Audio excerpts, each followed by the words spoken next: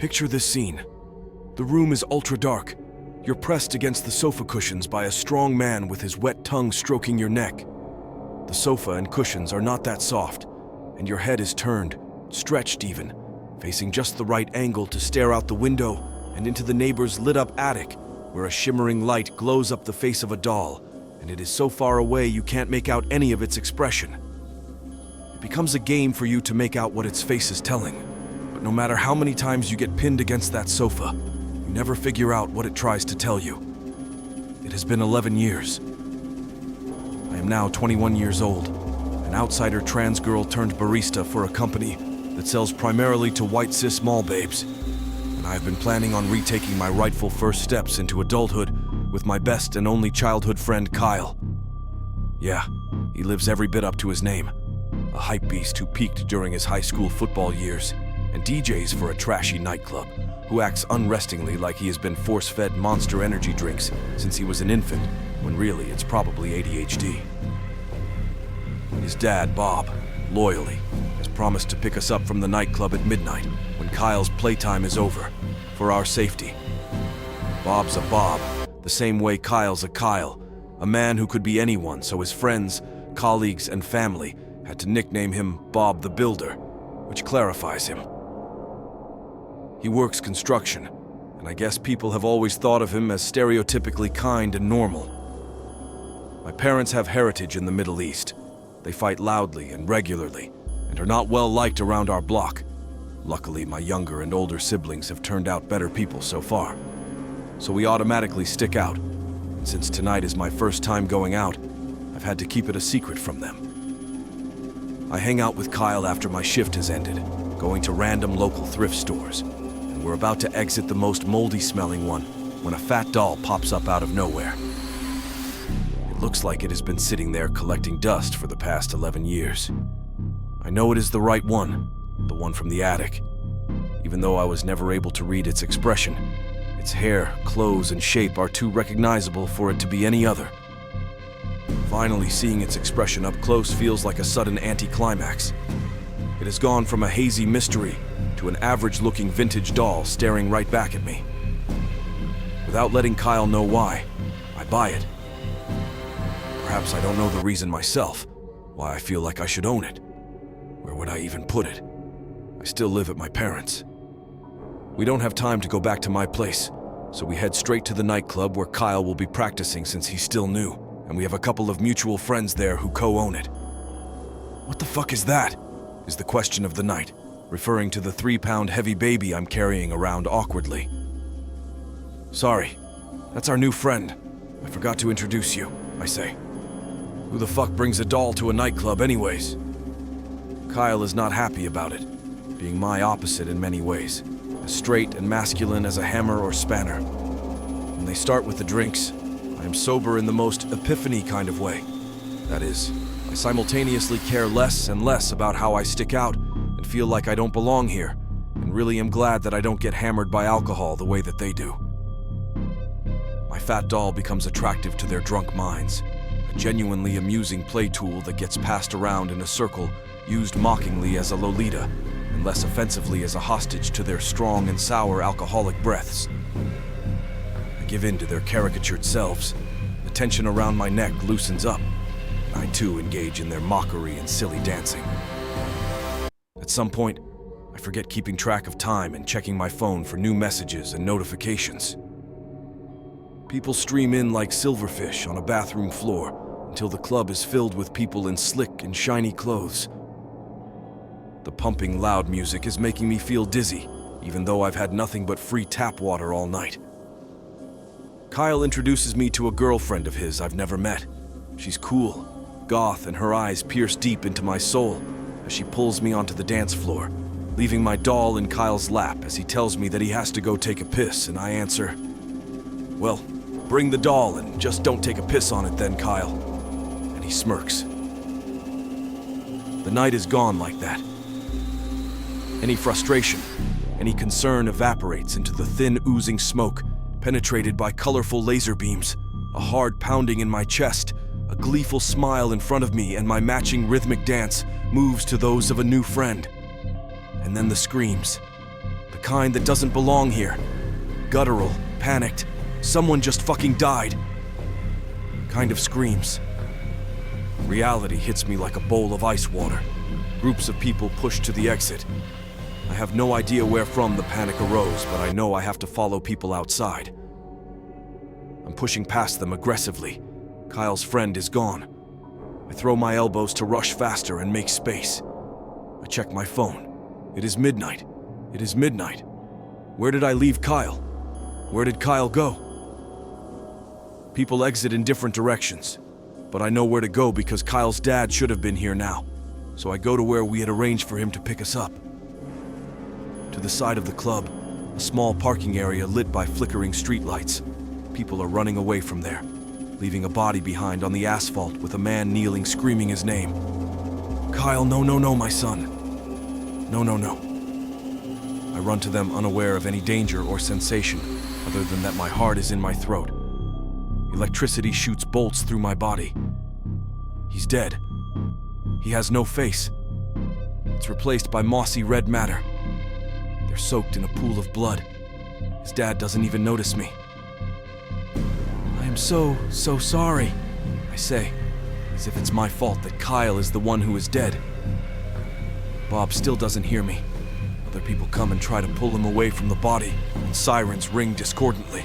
I go to the shadowed wall of the nightclub, throw up water, and turn around to see once again, just far enough out there in the distance. My doll lays with its face turned towards me, hollow in its expression, almost menacingly. I wish I could say my story ends there, alongside Kyle's, but it doesn't. 3 hooded men wearing masks were spotted running away from the crime scene after having beaten and kicked my best and only friend to death outside his workplace. No one got caught. No one got punished. It has been 6 years. I used to scoff at movies featuring creepy killer dolls because it always felt like mine saved me. But now I believe it. This doll of mine was there with him, stained with a single drop of blood on its cheek, a testimony to what it witnessed. It was my fault, it said. And then I slowly walked past the small crowd taking care of the body, and the body's father and I picked it up from the ground and thought, this is my fault. I am going to take that home with me, all the blame. I see it now. This is my fault. On the 6th anniversary of his death, I make a quick call to my parents and siblings to let them know that I care for them and appreciate them for having respectfully supported me and letting me live with them up until I got my own apartment, which is a month ago. I quit my low-pay job, and I turn on the gas oven and open it, ready to put my head inside of it. I have thought about it a lot so that I don't mess it up. There is something so poetic about dying like Sylvia Plath, a woman whose soul was haunted despite the love she also received during her life. I'm reminded then in that moment of the backstreet cat that has peered through the window since the first night I moved in, which I reluctantly opened the window for and led into my apartment for a cup of almond milk. If I am to end what I have here to get a sense of peace, to bury the endless black noise that has occupied my brain since Kyle's death, I'm not taking an innocent cat with me. So, I go into the living room, blow out a candle and close the window to the streets where a strong wind is whooshing. As I do it, I hear the sound of the door to the kitchen slamming behind me. The air cracks, and I hear a low rumbling as something erupts behind me. Tree and glass splits, and a wave of heat hits my back. I am knocked over. My head hits the ground with a loud thump. I wake up in the hospital to my dad sitting next to me. He is eating shawarma, probably from his place downtown, which makes the whole room smell strongly of homely spices. I feel nauseous, but mostly because I realize that my demise was not the one I had hoped for. How does one go about explaining what I had tried to do? Excuse it. There is no way to do that. Instead, I stare at the doll placed on the cupboard in front of me. Parts of its face are burned, but the body is very much intact and the same. Oh, my dad says, as he notices the subject of my attention. They did not manage to save much from the fire, but it's so ugly. They should have left it. It is an ugly doll, for sure. That thing is haunted. Maybe it never saved me. Maybe it has been there at every bad moment of my life because it was the reason for them. It is the cause of bad things happening around it. I want to get rid of it, and I know I can't. If it could die, I know it would have died in that fire. You would think things could only go downhill from here. At the hospital after a failed suicide attempt, with basically no income, no place to live, having to move back to my parents, having to experience my family silently judging me at the peak of the aftershock. Yeah, I don't think so. I'm spending the next few months facing my new realities, such as that due to the fire. Most of my back is scarred, including the backside of my head, where my long, beautiful hair will never be able to grow back. Some of my chin is scarred, my neck is scarred, and a lot of my arms and legs. I look like someone's nightmare, and I don't know how any wig or makeup could ever save this. I get rejected at every job interview, getting embarrassed and spooked looks from the interviewers and the people in the streets. Even after having spent hours in front of the mirror trying to piece my skin and body back together into something recognizably human. The doll turned out better than you, I think. I guess that is when I decide to make a change, and instead of reversing my life into societal norms, I'm going to completely destroy any sign of them. I am tired of this body and this mind.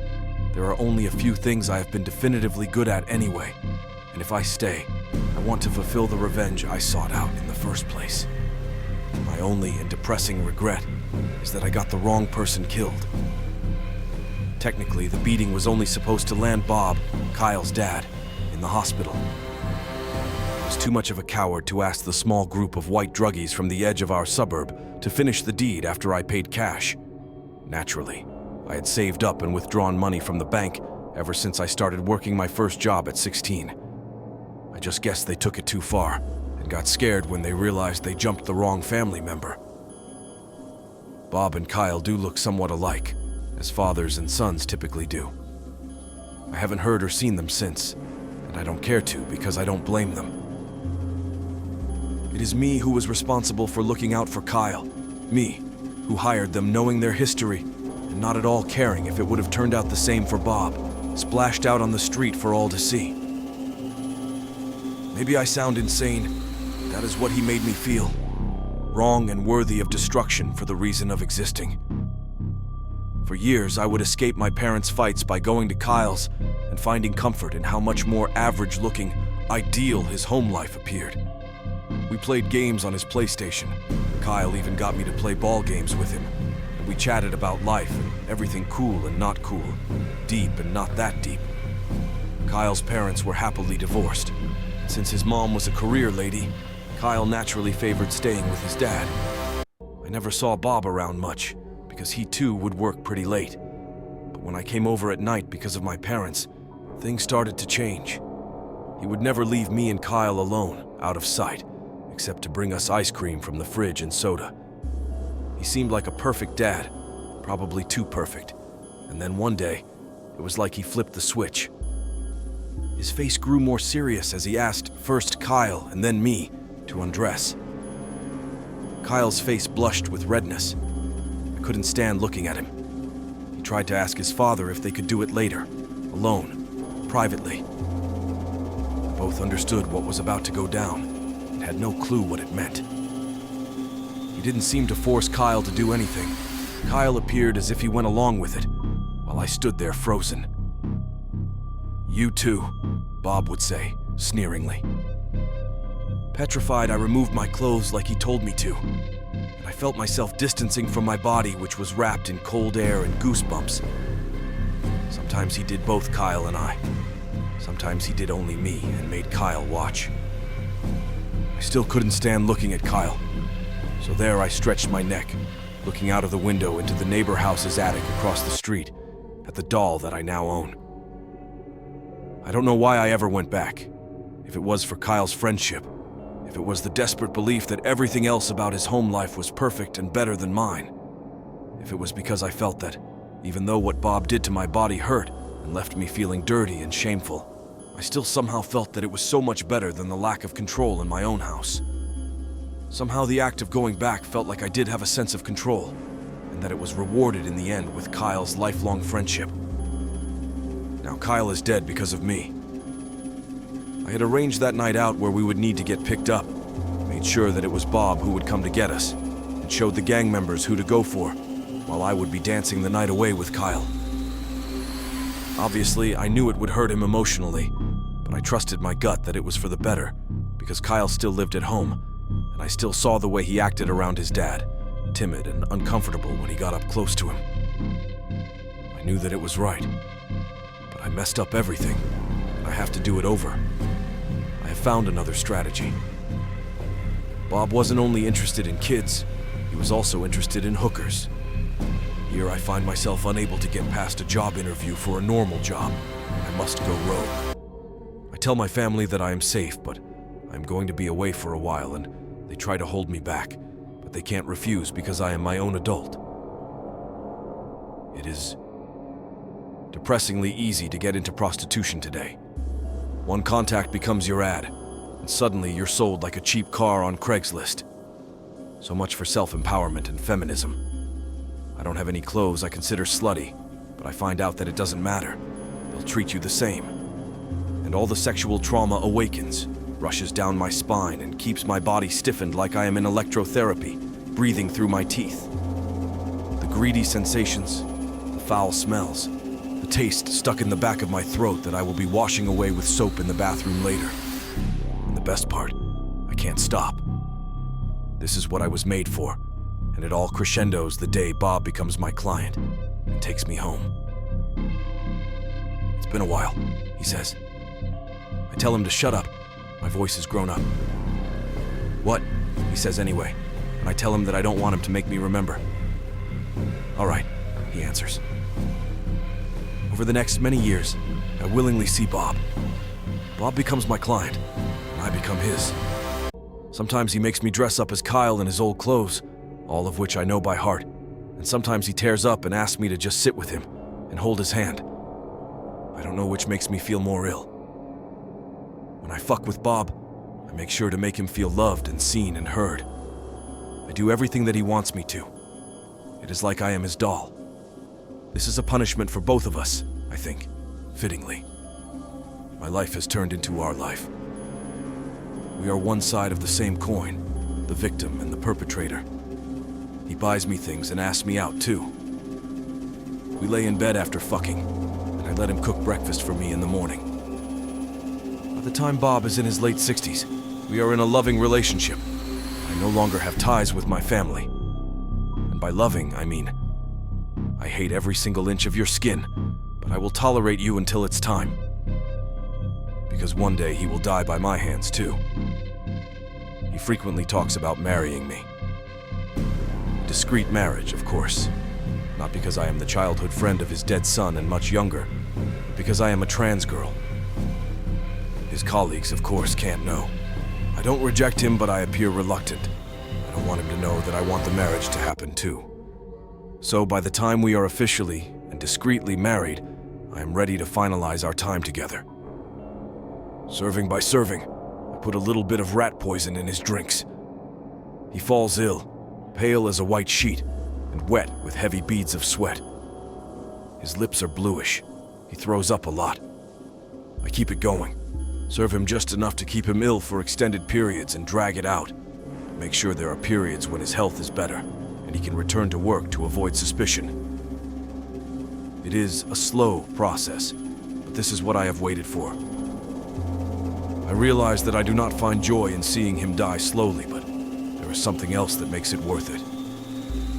Like the tense pause between the end of a performance and a standing ovation. He coughs, gets slimy. He is the most disgusting he has ever been, and I have seen the worst of him. He wants sex, and I pretend to pity him when I say no. I simply cannot. I know the torture has to end when he is bedridden for several weeks. The workplace keeps calling, and he is coughing up blood. I have to give him a proper dose and end the misery, despite how every nerve in my body tells me to extend and keep pushing, keep seeing how far I can make him go. I know that it has to end. The fat doll, which I have placed on a bookcase next to his bed, stares at us as I sit next to him and give him his final dose of arsenic. "I'm scared," he says. Don't you think you should call the doctor? I open his hand and run my finger in circles on his rough palm. No, I don't think I will. With caution, I proceed to remind him that a real man owns his illness and doesn't succumb to it. A man's illness is his, and only his problem. And if he makes it anybody else's, well, then he is no better than said illness. Bob's teary eyes look at me for help. I want you to know before you pass that it was me, all those years ago, with Kyle. I arranged for someone to get hurt that night. He blinks, and his gaze flickers around, as if he is tracking a fly darting the room. What do you mean, with Kyle? His old voice is so much more fragile, like a whimper, than I expected. He almost sounds innocent. I mean that I killed your son, I say. He reluctantly laughs in an uncomfortable smile. It was supposed to be you for raping me and for raping Kyle. For everything you did to us, you disgusting pig. I can feel my voice and hand tremble as I recollect my memory. All of what has been boiled up, unsaid. No words have enough color or edge to give life to that. Yet I want him to believe what I say, and it appears he is fumbling, beginning to see a picture he never even considered. Remember how eager I was for you to come and pick us up at the nightclub? How I had it planned for months, and those 3 men who got away. I paid them for years' worth of work salary. Oh, yeah, I messed up with that. It wasn't supposed to be Kyle. I suddenly find myself choking up before realizing my cheeks are already wet with tears. He was my friend. I didn't even want anybody dead. I just wanted you to hurt, I cried, gasping. I needed you to feel so hurt. Please, why did you do it? I ask.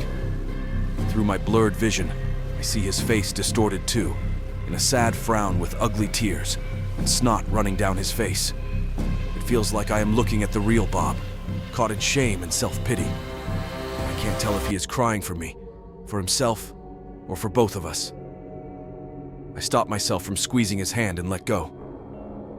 He eyes the empty cup of arsenic at his bedside. How long? He asks. No, I think. This is not about you, Bob. But he thinks so. In the exhausted breath of a loser, I sigh and stand up. I no longer look at him. I'm staring at my doll. Bob is not healthy enough to get up himself and call for help. Call for anything. He may live for another hour, maybe for another day. Nobody stops by for him anymore. As I leave Bob to die alone in excruciating pain, I'm comfortable knowing that I will be somewhere else, and that when his neck tightens and he angles his head to scan the room for help, he will find himself in just the right position to lock eyes with the faceless doll I leave behind.